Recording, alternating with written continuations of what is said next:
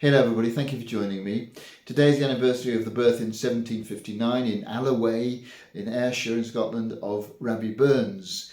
And Burns Night will be celebrated all over the world among groups of people who have Scottish blood in their veins and want to claim that heritage. And it's become an occasion for celebrating the Scottish nation. And indeed Rabbie Burns was voted in 2009 the most popular Scot who'd ever lived. Only William Wallace came anywhere near him. He grew up though in very unpromising circumstances. His father was a tenant farmer and very poor one, kept on moving from one farm to another, unable really to make any of them really produce a decent living for him and his large family. And Rabbie Burns had to work on the farm, a job that he disliked, probably only getting some relief by enjoying the quite large number of love affairs in which he engaged.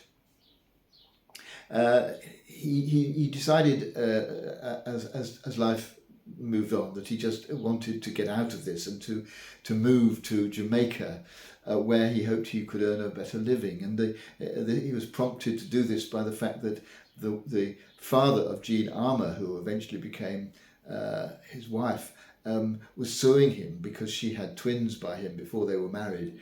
And so he was in danger of incurring enormous debt, and so going to Jamaica was an easy answer. And it was in order to raise money for the fair and to give him some money to spend when he got there that he published a book of poems that he'd written. A lot of them initially love poems to the various women that he fell in love with, and other poems too.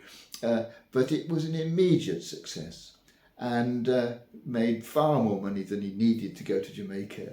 And so he scrapped that idea straight away and left Ayrshire, left the farm, went to Edinburgh to cash in on this new popularity.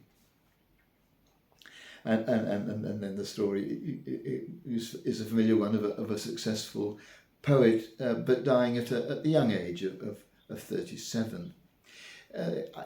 What emerged for me out of this account of Burns's life is the way in which something sometimes does happen in our lives which completely changes the direction in which we thought we were going. An opportunity emerges, something happens which could, if we grasped what was offered, change the course of our lives, either in a small way or in a large way.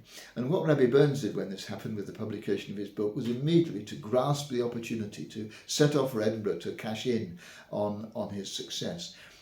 But it would have been easy, and certainly for us I think sometimes it's easy, not to do that, to feel more comfortable with the way we had foreseen our life progressing, not to move in a different direction because of its challenges, or because it's risky, or because we just haven't the imagination to see where it might lead. And so today I just thought it was worth reminding ourselves that if an opportunity emerges to do something which might be a different direction for the whole or part of our lives, it's worth really exploring that and probably grasping the opportunity and not allowing any sense of caution or fear to hold us back if we feel that it might be the right thing to do.